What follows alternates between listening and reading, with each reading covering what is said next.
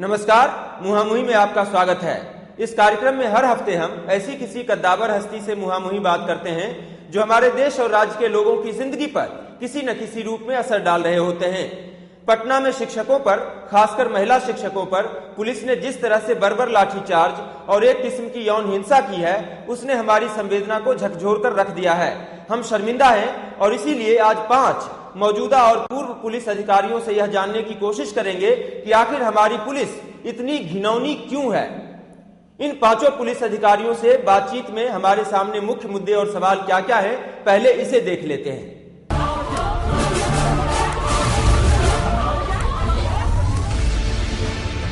बिहार की पुलिस के गुनाहों की सूची लंबी होती जा रही है। चाहे वह फारबिसगंज गोलीकांड और एक व्यक्ति को कुचल-कुचलकर मार डालने का मामला हो, या नालंदा, औरंगाबाद और पटना में महिलाओं पर बेवजह लाठियां भांजने की कई घटनाएं। पुलिस हमारी रक्षक कम, कसाई ज्यादा दिखती है। मुख्यमंत्री की अधिकार यात्रा के दौरान नवादा में जवान लड़कियों के काले दुपट्टे उतरवाकर बिहार की पुलिस तो बिल्कुल दुशासन के रोल में आ गई। खगड़िया में मुख्यमंत्री और डीजीपी की मौजूदगी में तौफीर दियारा नरसंहार के सजायाफ्ता ने कार्बाइन भांजी, लेकिन इस राज्य में कोई शर्मिंदा नहीं हुआ। पटना गैंगरेप मामले को दबाने की कोशिशें हुई। रोहतास में सालों से हमारी बहन बेटियों के साथ छेड़खानी चलती रही, लेकिन आरोपों के मुताबिक पुलिस ने अपराधियों की प्रियतमा का रोल निभाया। सीतामढ़ी में एक लड़की एसपी से गुहार लगाती रही, सुनवाई नहीं हुई तो सुसाइड कर लिया। बथानी टोला नरसंहार और नगरी नरसंहार के दोषियों के खिलाफ सबूत नहीं जुटा सकी बिहार की पुलिस। ब्रह्मेश्वर मुखिया की शव यात्रा के दौरान उपद्रवी तांडव मचाते रहे और पुलिस 16 श्रृंगार कर हाथों में चूड़ियां सजाकर बैठी रही। आखिर हमारी पुलिस हमारी क्यों नहीं है? पुलिस में बैठे लोगों की भी माँ बहनें होती हैं। फिर आम आदमी की माँ बहनों पर लाठियां बरसाने, उनकी इज्जत पर हाथ डालने में पुलिस को लज्जा क्यों नहीं आती है? हमारी बहन बेटियां आधे आधे घंटे तक थाने के बाहर खड़ी रहकर लौट जाती हैं, लेकिन पुलिस से इंसाफ मांगने की हिम्मत क्यों नहीं जुटा पाती है? आखिर क्यों ताकतवर लोग गरीबों को मारकर फेंक देते हैं और सबकी बराबरी का दम भरने वाले इस महान गौरवशाली लोकतंत्र की पुलिस ताकतवरों को बचाने में जुट जाती है? इन सवालों ने हमें तो हिलाकर रख दिया है। जनता को भी जवाब चाहिए। इसीलिए आज मुहामुही में 2 पूर्व डीजीपी डीपी ओझा और डीएन गौतम, मौजूदा डीजीपी अभयानंद, दिल्ली के पूर्व पुलिस कमिश्नर निखिल कुमार और अपने समय के तेज तर्रार आईपीएस अधिकारी किशोर कुणाल से जानेंगे कि 32 साल की नौकरी में पुलिस वालों की रीढ़ की 32 हड्डियां कौन गला देता है? कौन है जो पुलिस वालों को अपने पालतू और एजेंट की तरह इस्तेमाल करता है? कहीं ऐसा तो नहीं कि सबसे बड़े अपराधी हम भारत के आम लोग ही हैं, जिसने अपराधियों और भ्रष्टाचारियों के चरणों में लोकतंत्र को समर्पित कर दिया है और फिर भी पुलिस से गुहार लगा रहे हैं कि हमें बचाओ। यह मुहामुही देखिए और अगर आपकी अंतरात्मा आपको धिक्कारे तो अगले चुनाव में जाति, धर्म, धनबल, बाहुबल और खानदानों के कुप्रभाव से बचते हुए सभ्य और शरीफ लोगों को वोट दीजिएगा। मुद्दे और सवालात आपने समझ लिए। अब इन पर रोशनी डालने के लिए हम एक एक कर आपको 2 पूर्व डीजीपी डीपी ओझा और डीएन गौतम, मौजूदा डीजीपी अभयानंद, दिल्ली पुलिस के पूर्व कमिश्नर निखिल कुमार और पूर्व आईपीएस अधिकारी किशोर कुणाल से बातचीत दिखाते हैं।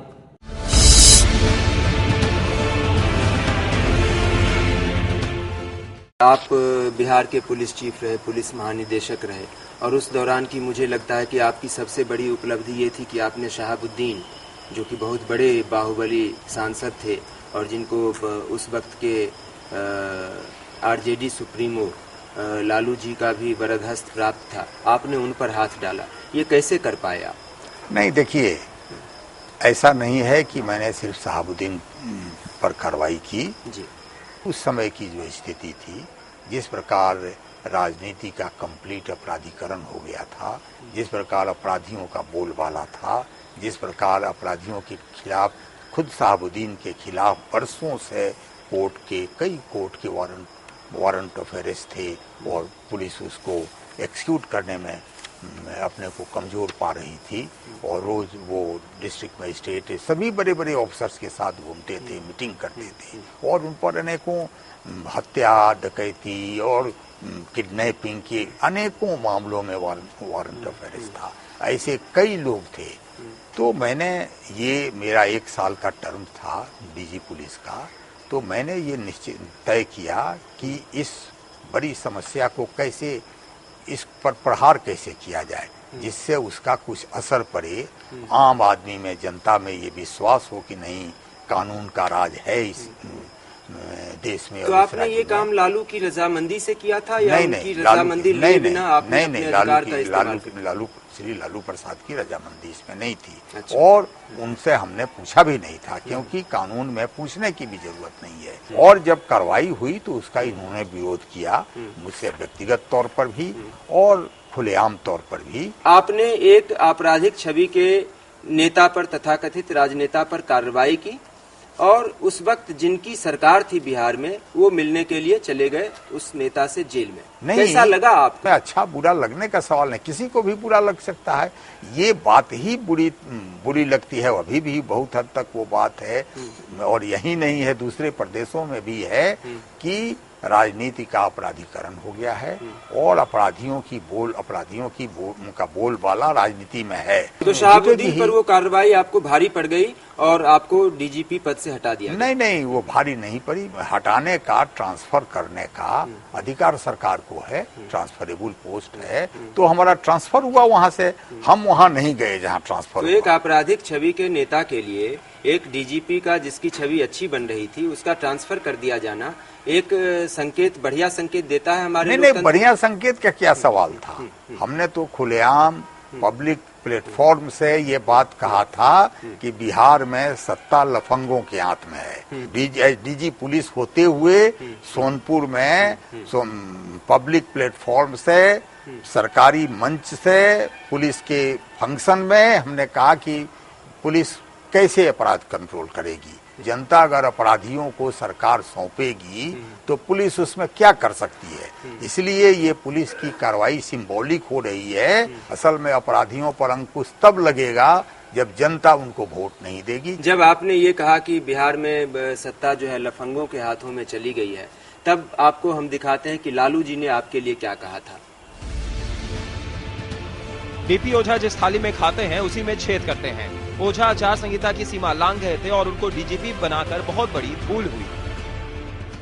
अब लालू जी ऐसा कहते हैं तो ये उनका कथन है, लेकिन हमको किसी के थाली में खाने का क्या सवाल है। हम अपने अधिकार से वहाँ थे।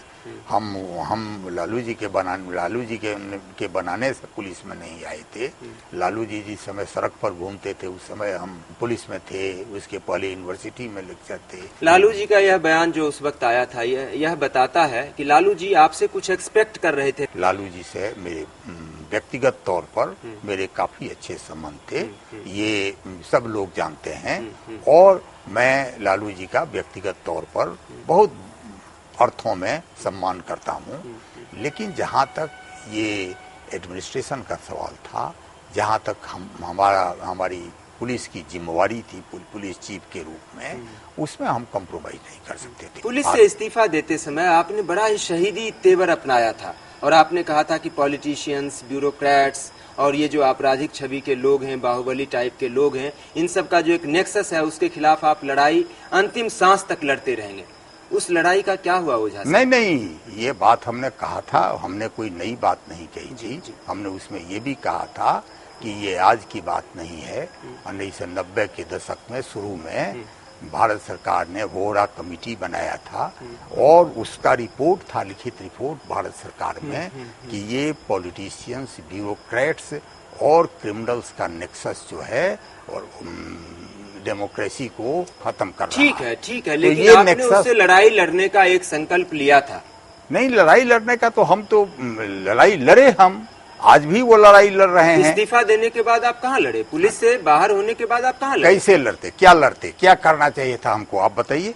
नहीं, मुझे क्या बताना, नहीं, आप लीडर थे। नहीं लीडर आप क्या, लीडर थे, लीडर बिल्कुल नहीं थे, हम लीड कर रहे थे उस समय। आपके लिए बिहार में जो है, जब आप को हटाया गया पद से, तो बाकायदा बिहार बंद किया गया था। भाई सब बंद किया गया था, तो हमने और जनता में इतनी आपकी पॉपुलैरिटी हो गई थी कि आप चुनाव लड़ने चले गए बेगूसराय। हाँ, तो फिर हार भी गए, वहाँ हार भी गए।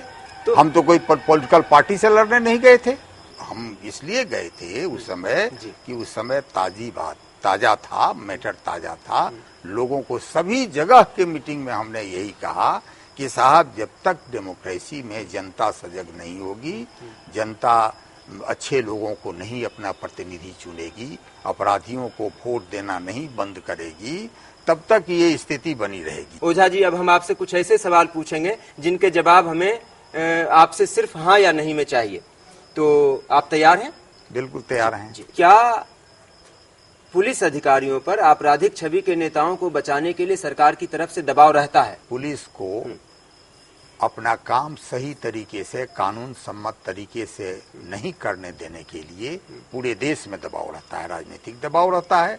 और सरकारों का, जो सरकार प्रेजेंट सरकार होती है, पुलिस उसका एजेंट के रूप में काम करती है। ये बहुत दुर्भाग्यपूर्ण स्थिति है, और इसलिए सुप्रीम कोर्ट ने जो गाइडलाइंस दिया है पुलिस के सुधार के लिए प्रकाश सिंह के केस में, उसको कोई सरकार सही रूप में नहीं मान रही है। जरूरत आप बहुत बड़ी बात कह रहे हैं, पुलिस जो है सरकार के एजेंट के तौर पर काम करती है। बिल्कुल बिल्कुल, प्रेजेंट डे जो सरकार है उसके एजेंट। तो सरकार अगर अपराधियों की हो तो पुलिस अपराधियों के एजेंट के तौर पर काम करेगी। ऐसा होता रहा है एकदम। अगर सरकार भ्रष्ट है तो भ्रष्टाचारियों को मदद करेगी पुलिस।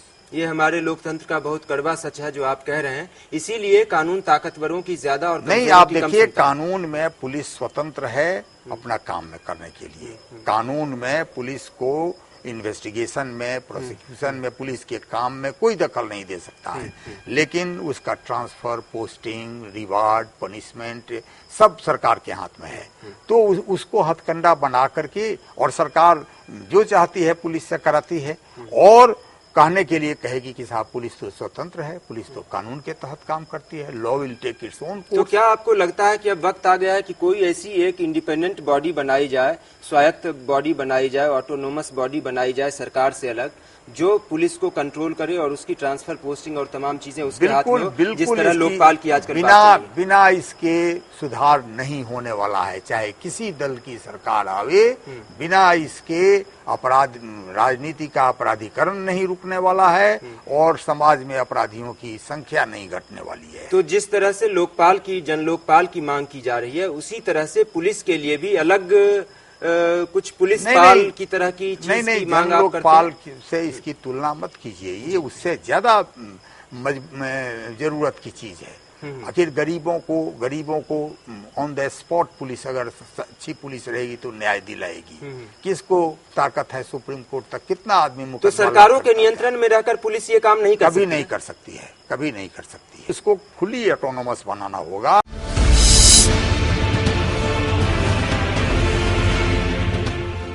जिस पुलिस की नौकरी में चुस्त दुरुस्त रहना अनिवार्य समझा जाता है, उसमें हमारे जवानों की तोंद जो है निकल आती है कुछ ही समय में। क्यों? कुछ तो धनात्मक कारण है, कुछ ऋणात्मक कारण है। अच्छा, कुछ कारण हैं जिनको लेकर के हास परिहास होता है, वो आप जानते हैं, जनता भी अंदाज लगाती है। जिन कारणों को लोग नहीं जानता है और जिनको सुन के आपको बहुत मजा नहीं आएगा, उनमें एक है कि उनकी ड्यूटी बड़ी इर्रेगुलर होती है, बड़ा इर्रेगुलर जीवन होता है, बड़ा अनियमित। और एक बैरक में 21वीं शताब्दी में 100 आदमी एक साथ ठूंस दिए जाए, तो एक व्यक्तिगत स्पेस हर सिपाही को, जो हमारे देश के आदर्श कारागृह हैं जी, उनसे कम मिलता है, और सुविधाएं तो उससे भी कम जी। उसकी जिंदगी सचमुच बहुत दयनीय जिंदगी है। इसके परिणाम वो जनता को भी पास ऑन हो जाते हैं। लेकिन गौतम साहब, जिनकी जिंदगी आमतौर पर दयनीय मानी जाती है, उनके तो पेट और पीठ मिलकर एक हो जाते हैं। उनकी तोंद नहीं निकलती है। तो मुझे सीधा सीधा आप ये बताइए कि पुलिस वालों की तोंद निकल जाती है क्यों? घूस खाने से, या अफसरों की डांट खाने से, या फिर उल्टी पुल्टी चीजें खाने से? खाने के मामले में उन लोगों को कोई परहेज नहीं। सब कुछ खा लेते हैं। जो भी मेनू परोसा जाता है या जो भी मेनू दिखता है जी जी वो सब खाद्य है। तो खाद्य के मामले में कोई खास विवेक का प्रयोग वहां नहीं होता है, जिसका असर उनके शारीरिक, मानसिक, मनोवैज्ञानिक स्वास्थ्य पर सब पर पड़ता है। मतलब रोटी, सब्जी, चावल, दाल की तरह घूस भी एक खाद्य पदार्थ है उनके लिए। उन्हीं के लिए क्यों घूस तो अब खाद्य भी है, पेय भी है, और हमारी सरकारें तो उसको ऑक्सीजन के रूप में सांस तक लेती हैं उसी से। उनकी प्राणवायु हो गई है। आपकी बहुत सारी कविताएं मैं पढ़ रहा था, हर कविता में मैं देखता हूं कि पुलिस के प्रति आपकी बहुत नाराजगी दिखाई देती है। क्यों, अपनी ही कौम से आप इतने नाराज क्यों? जब आदमी भयानक तकलीफ में होता है और उसको कोई सहारा नहीं होता है जी, तो पुलिस को याद करता है, पुलिस के पास जाता है। निहायत असहाय होता है वो उस समय। तो निहायत असहाय व्यक्ति को और असहाय बना देना जी, या और उसको प्रताड़ित कर देना, उसकी पीड़ा को बढ़ा देना, यह अधम कार्य है। पुलिस में इस तरह के अधम कार्य किए जा रहे हैं। आप FIR लेके पहुंचिए, डकैती हुई है, पिट के गए हैं या बलात्कार हुआ है, आपका मामला आसानी से दर्ज नहीं होगा।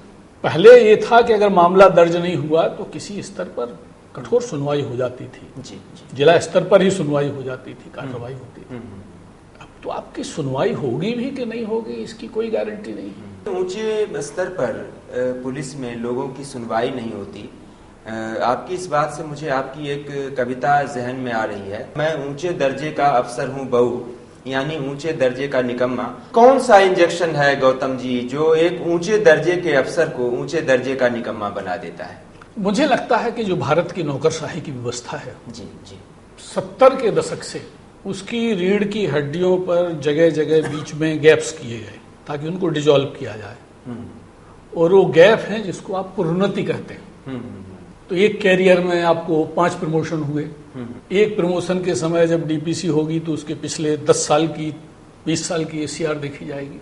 तो जिंदगी भर वो ACR टू ACR काम करता है, लिहाजा उसको बॉस को खुश रखना है, जनता जाए भाड़ में। और ये परफॉर्मेंस एवेल्युएशन, ये सब बकवास, इसको खत्म किया जाए। एक बार जब रिव्यू कमेटी बैठी थी तो मैंने इस पे अपना, जब उन लोगों ने ओपिनियन लिया था तो हमने लिख के भेजा था कि जरा देख लीजिए कि आउटस्टैंडिंग ACR वाले कितने लोग नौकरी के दौरान और नौकरी के बाद जेल जा चुके थे। तो अभी अगर रिटायर हो गए हैं तो सरकार इनको एवेल्युएट कर सकती है। इनका जो आकलन किया गया, मूल्यांकन किया गया जी, इस मूल्यांकन में किन किन वजहों से खामी आ रही है, ये सरकार का दायित्व है। कोई तो मूल्यांकन होगा, लेकिन इसकी प्रामाणिकता का आधार क्या है? तो transfer, posting, reward, punishment, promotion, ये सब कुछ ऐसी चीजें हैं जिसको हथियार बनाकर सरकारें जो है पुलिस को इस्तेमाल कर लेती हैं। पूरी नौकरशाही को, पूरी नौकरशाही, पुलिस को ही क्यों उसको अलहदा किया जाए? पुलिस तो इनमें नौकरशाही के बीच में पॉलिटिशियंस को भी झेलती है, अपने सीनियर IPS अफसर्स को भी झेलती है और IAS अफसर्स को भी झेलती है, और जनता की गालियां भी सुनती है। तो थाना तो धरती माता है, जो चीज गिरेगी इसी पे गिरती है। बिजली फेल होगी तो इस पे पत्थर पड़ेंगे जी। अभी आज एक फोटो निकला एक अखबार में, एक सिपाही का, किसी के परिजन को अस्पताल में कुछ शायद मृत्यु हो गई या इलाज में कोई कोताही हुई जी। तो वो लोग हंगामा कर रहे थे। इस बेचारे ने ड्यूटी पे था, पीर वोहर थाने का, इंटरवेन करने की कोशिश की, लोगों ने उसको पीट दिया। नहीं लेकिन और उसकी तौंद नहीं निकली है उस सिपाही की। अच्छा आप फोटो देख सकते हैं। नहीं ठीक है लेकिन एक आम परसेप्शन ये है कि अगर पुलिस अपराधियों को नहीं पीटेगी तो जनता एक दिन पुलिस को पीटेगी। अगर पीटना शब्द आपने रूपक के तौर पे लिया है, कार्रवाई करने के तौर पे लिया है, क्योंकि देश में आज जो अपराधी हैं उनको पीटने की बात दूर आप छू नहीं सकते। अगर किसी आदमी ने 2 लाख करोड़ रुपए पी लिए हैं, मार दिए हैं देश के, उसको हमारा दरोगा पीटता है जी, तो मैं गांधी मैदान में खड़े होकर उसको सपोर्ट करूंगा, लेकिन उसका तो अभिनंदन होता है। पिटता कौन है? पिटता है रिक्शा चालक, पिटता है खोंचे वाला, पिटता है किनारे वाला, पिटता है 10-12 साल का छोटा बच्चा जिसको कोई बोलता है कि इसने हमारे यहाँ से डबल रोटी चुरा ली। इसीलिए ये जो पिटने वाली व्यवस्था है जी, ये बिल्कुल गरीब पे पड़ती है। हो ये रहा है कि आजादी के बाद से जी पुलिस सड़क पर संविधान संशोधन करती आ रही है। कानून का जो इंटरप्रिटेशन करना है वो कर दिया, जैसे लागू करना है कर दिया। वो एनुअल फॉर्म आपने पढ़ी है जिसमें पशु जानवरों का ये लोकतंत्र कायम हुआ था। तो पहले उसमें लिखा था, आपने बड़ा पॉपुलर फ्रेज सुना होगा जी, उसमें लिखा था ऑल आर इक्वल। फिर जब इन्होंने अपने तरह से कानून लागू करना शुरू किया जी, तो बाकी जानवरों ने आपत्ति की कि भाई हम लोग सब बराबर हैं, ये गैर बराबरी कहां से आई? तो कहा चलो कानून पढ़वाते हैं। वहां लिखा था ऑल आर इक्वल, और उसके नीचे छोटे अक्षरों में लिख दिया गया था बिल्कुल ताजा पेंट में, but some are more equal than others. क्यों आपको लगता है कि लगातार इस तरह से होता जा रहा है कि पुलिस और पूरी ब्यूरोक्रेसी को एकदम हाईजैक सा कर लिया गया है और अपराधियों का बोलबाला है?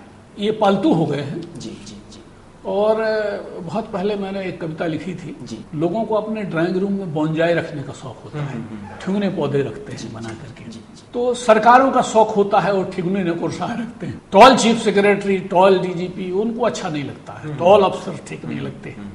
उनको काट के छांट के तारों से बांध के बोंजाई बना करके ड्राइंग रूम में सजे होने चाहिए। इसलिए आप देखिएगा कि जो भी हुक्मरान लोग चलते हैं उनको आत्मविश्वास नहीं आता अगर उनके आगे पीछे लोग नहीं लगे रहे। बिल्कुल। अगर दो चार बड़े अफसर उनके आसपास नहीं लगे हैं तो उन्हें लगता है कि कोई उन्हें पूछेगा नहीं, भले ही वो पावर में। पुलिस के लिए मैं जो तुलना देता था, इस रेस के घोड़े को या युद्ध के घोड़े को लोगों ने शादी की घोड़ी बना दिया। अब जब आप उसकी लगाम खींचते हैं तो नाचने लगता है।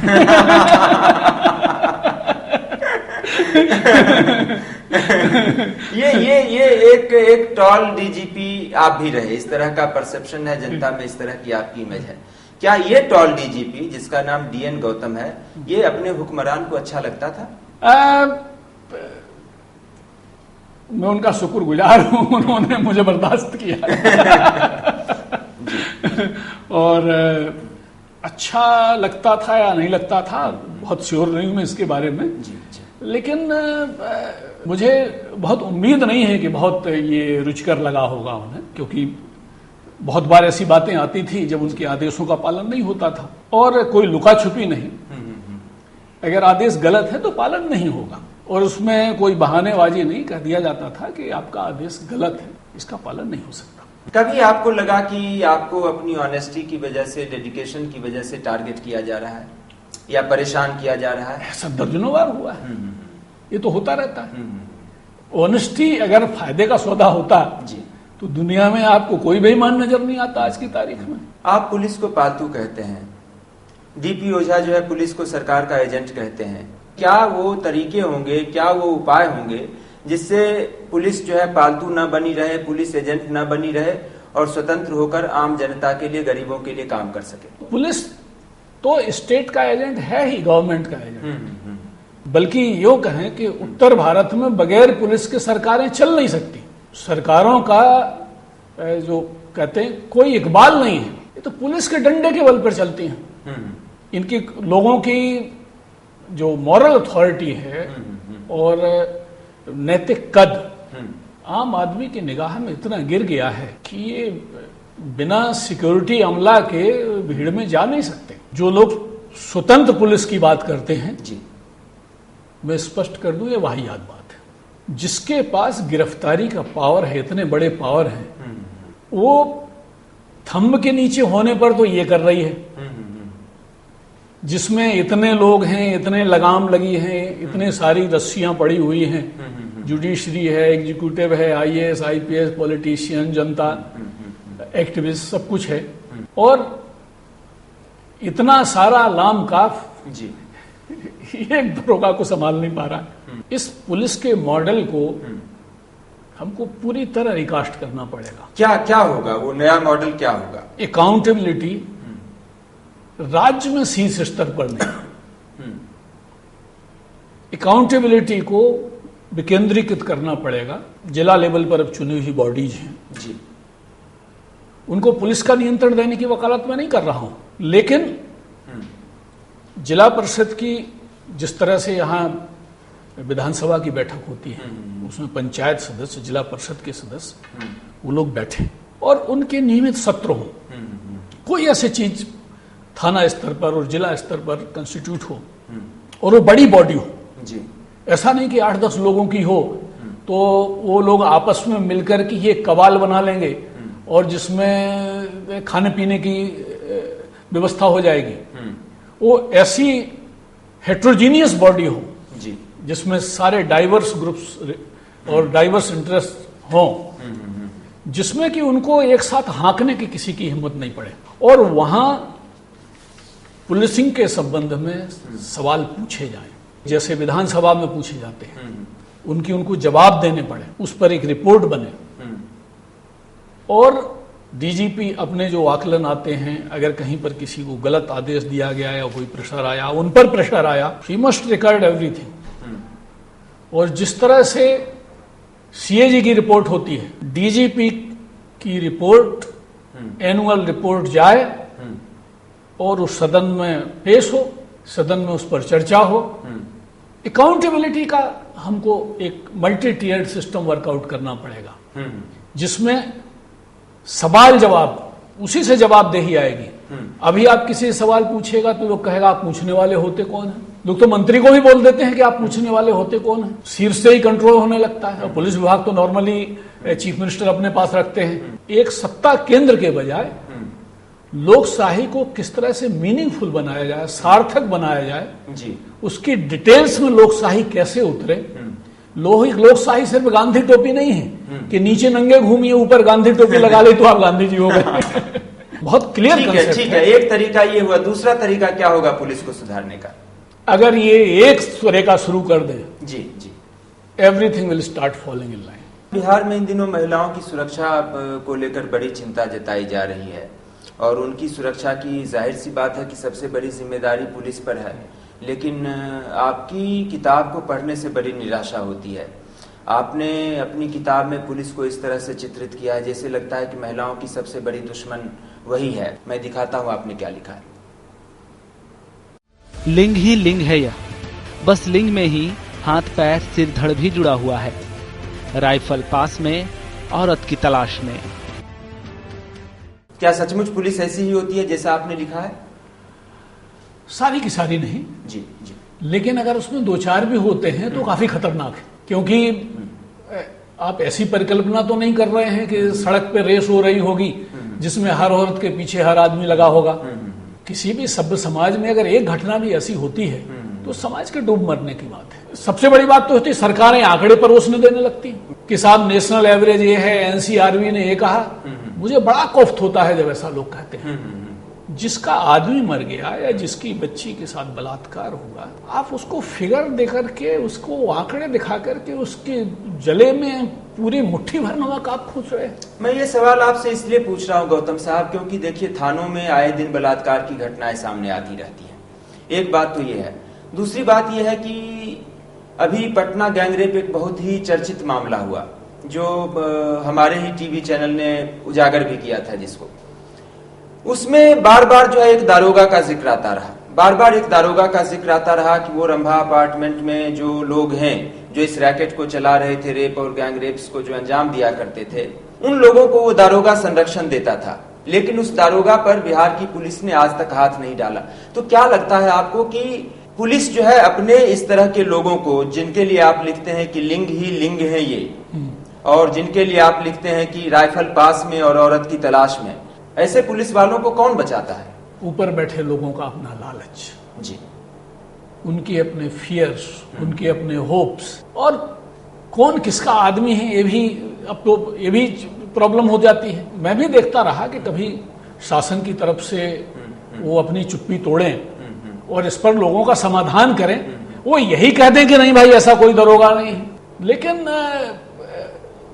बिल्कुल जो आजकल नॉन चैलेंट रवैया जिसको बोलते हैं, ऐसा परवाह नहीं करते साहब। आपने ये सारी जो पंक्तियां लिखी हैं वो पुलिस में रहते हुए आपने लिखा है, पुलिस से रिटायर होने के बाद आपने नहीं लिखा है। तो ये इतनी तल्ख टिप्पणियां पुलिस को लेकर सिर्फ आपकी ईमानदारी नहीं हो सकती गौतम साहब, ये कहीं ना कहीं आपका एक फ्रस्ट्रेशन भी रहा होगा कि हम उस पुलिस में काम करते हैं जिसमें इस तरह की चीजें होती हैं। देखिए, पुलिस में जो मेरा मिशन था, जी, मेरा आइडियल था, सैनिक सभा में बड़ी बेबाकी से मैंने पूछा, पुलिस सभा में, पुलिस लाइन में पुलिस सभा लगती है, आपके परिवार को अगर कोई प्रॉब्लम हो, अगर आपकी बच्ची को कोई प्रॉब्लम हो, तो क्या आप इनकरेज करेंगे कि वो अकेली थाने चली जाए? आपकी पोस्टिंग कहीं दूसरी जगह है, आपका परिवार कहीं अन्यत्र रहता है, प्रॉब्लम हो गई, और उन्होंने पूरी ईमानदारी से उत्तर दिया कि नहीं। क्यों नहीं? क्या थाने में क्रिमिनल रहते हैं? परिस्थितियां कई सारी होती हैं, जैसे आपने देखा कि ब्रह्मेश्वर मुखिया की हत्या के बाद पटना की सड़कों पर एक तांडव हुआ और पुलिस जो है तमाशा देखती रही। ऐसी परिस्थिति में पुलिस को क्या करना चाहिए था? भाई बहुत स्पष्ट है जी, जान माल की हिफाजत करना, prevention and detection of crime. ये कानून नहीं बदला है कि घटनाओं को रोकना पुलिस की जिम्मेदारी नहीं है। किसी थाने के अंतर्गत कोई घटना हो रही है, किसकी जिम्मेदारी है? वहां के थाना प्रभारी की, वहां के एसएसपी की। इस प्रोसेस में देख रहा हूं कि डिसीजन मेकिंग, और बाद में तो बहुत आया कि स्टेट लेवल पर डिसीजन मेकिंग हो रही है जो वहां घटना स्थल पर मौजूद नहीं है। वैसा नजारा मुझे लगता है बिहार में लोगों ने कभी नहीं देखा था। तो 3 महीने तक इस घटना को लेकर डीजीपी की किरकिरी होती रही, लेकिन 3 महीने के बाद एक चीफ मिनिस्टर का स्टेटमेंट आता है जिसका लबोलुआब ये था कि पुलिस को तमाशा देखने का आदेश मैंने दिया था। मुझे एक चीज आप समझा दीजिए, चूंकि आप डीजीपी रहे इसलिए मैं बार बार इस तरह के सवाल आपसे पूछ रहा हूं। एक डीजीपी रैंक पर जो अधिकारी होता है, जो बड़े पदों पर जो अधिकारी होता है, उसके सामने ऐसी कौन सी मजबूरी होती है? क्या उसकी मजबूरियां इतनी बड़ी होती है कि वो अपनी किरकिरी कराकर भी उस सत्ता प्रतिष्ठान में बैठे हुए व्यक्ति का आदेश मानने के लिए मजबूर होता है? नहीं, देखिए ऐसा है कि जब आप पब्लिक सर्विस में आते हैं तब आपको अपने मॉरल्स का चुनाव करना है। दुर्भाग्यवश जो लॉ इम्प्लीमेंटेशन का देश में माहौल है, कानून का या पुलिसिंग का, उसमें कानून के परवर्शंस खूब देखने को मिलते हैं। बल्कि अथॉरिटी का डिफ्यूजन इस तरह है, इसमें तो ना डीजीपी का कोई बिजनेस था, ना चीफ मिनिस्टर का कोई बिजनेस था। ये matter maximum senior SP and district magistrate Patna तक की बात थी, और उन्हीं को हैंडल करना चाहिए था, उन पर ही इसको छोड़ देना चाहिए था, क्योंकि लॉ एंड ऑर्डर के लिए कलेक्टर लास्ट वर्ड है। कलेक्टर और एसपी यही 2 लोग हैं, बाकी किसी का कोई वैधानिक रोल नहीं बनता।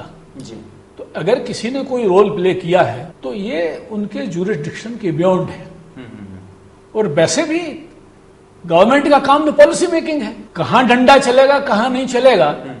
अगर ये डिसीजन उस लेवल पे आएंगे तो इससे तो मैं गिरावट मानूंगा। और अगर इस तरह की बातें कही गई तो इनको तो हैरत अंगेज कहेंगे। नहीं, चीफ मिनिस्टर ने क्या कहा था वो भी मैं आपको दिखाई देता हूं। शव यात्रा थी वो, और जो कुछ भी हो रहा था उसमें रिस्ट्रेंट बरतने का निर्देश मेरी तरफ से भी था, और जो संवेदनशीलता उस दिन की थी उसके मद्देनजर वो निर्णय बिल्कुल उचित था। ये तो दुर्भाग्यपूर्ण है, और मैं श्री नीतीश कुमार से उम्मीद नहीं करता, क्योंकि प्रधानमंत्री पद के उम्मीदवार हैं भाई। तो